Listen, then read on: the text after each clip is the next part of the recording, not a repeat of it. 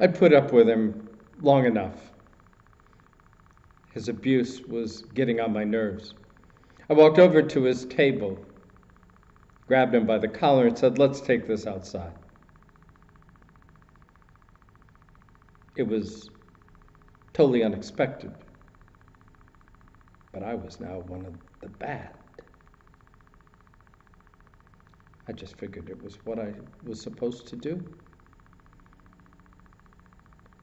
When we got outside, I realized I'd never been in a real fight, at least not one I had initiated. I wasn't quite sure how to proceed, so I let him make the first move. He raised his fists in a boxing stance, and I just laughed. What people had not realized was that I'd been boxing for a year. He took one wild, drunken swing. I took one that connected just under his chin. He was out cold when he hit the snowbank. I knew he was well connected to some very powerful and dangerous people in town, so I didn't hang around to bask in my glory. I headed home. I'd gotten almost home when a car cut me off, and out jumped three thugs, his friends. Two of them held me, while the third, whom I knew was the power broker, began to interrogate me about what had just happened and how it was never going to happen again. And then I received the worst beating I've ever had in my life. He dumped me half dead in the snowbank with these words: "Don't ever forget who's got the power around here."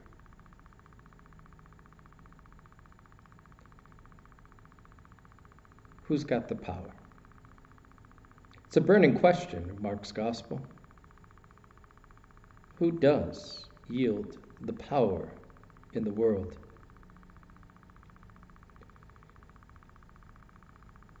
On Palm Sunday, Jesus rides triumphantly into Jerusalem like any king of Israel in the past, mounted on a donkey, palm branches waving, shouts of Hosanna. Blessed is he who comes in the name of the Lord. Make no mistake, my friends, there's a new king in town. And if by chance you missed the parade, Jesus shows up in the temple the next day and turns tables. Now, this is not about commerce in the sanctuary or fundraising or any of the other domesticated versions of turning the temple upside down that we tend to preach these days. This is about power. You see, for decades, the Romans had been encroaching more and more on the power of the Jews.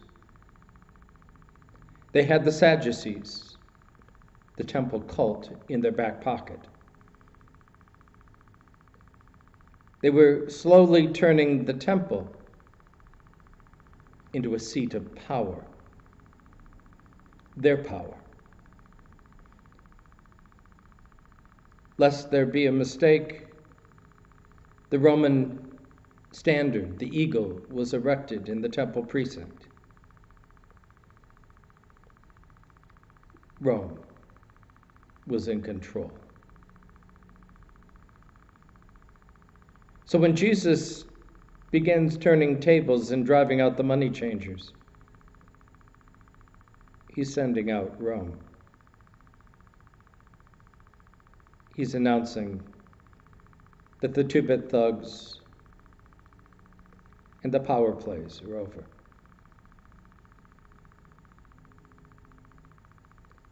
It does not go unnoticed. And by Friday, Rome responds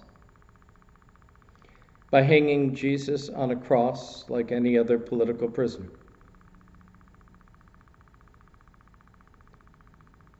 We'll see who holds the power now. O King of the Jews. For Mark, the cross is the high point of his gospel. It is there that he is revealed for who he is, the Son of God. Ironically, not to the Jews, but to a Roman centurion. Make no mistake. It is a strange power, though. It is a power in weakness. It is a power of one who is willing to give up all, even his own life, for the sake of the world, for the sake of the outcast, the sick, the lame, the demon-possessed, the broken, for women and lepers and children, for all those who stand outside of the realms of power. On the cross, true power is revealed. And if by chance you missed it, 3 days later, the world is turned upside down. For now, even death holds no sway. Who has the power? Who can raise the dead? Only God. And God holds sway. Kingdoms will rise and kingdoms will fall. Houses will be cleaned out and swamps drained.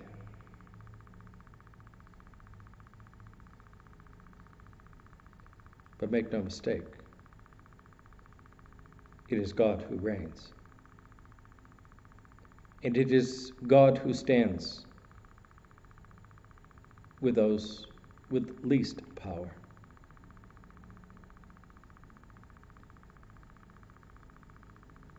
With those who are abused by the systems, by those in power.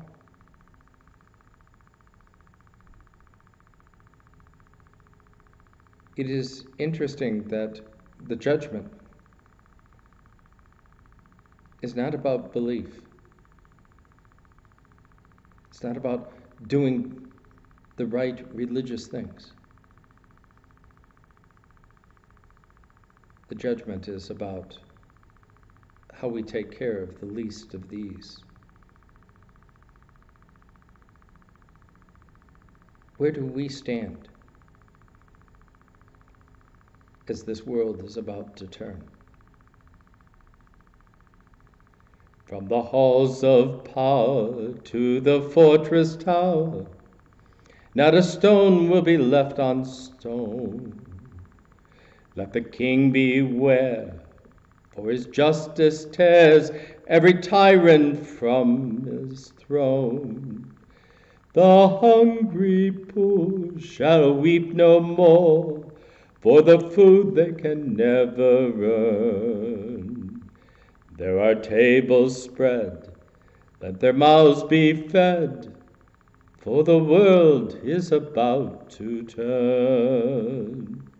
Though the nations rage from age to age, we remember who holds us fast.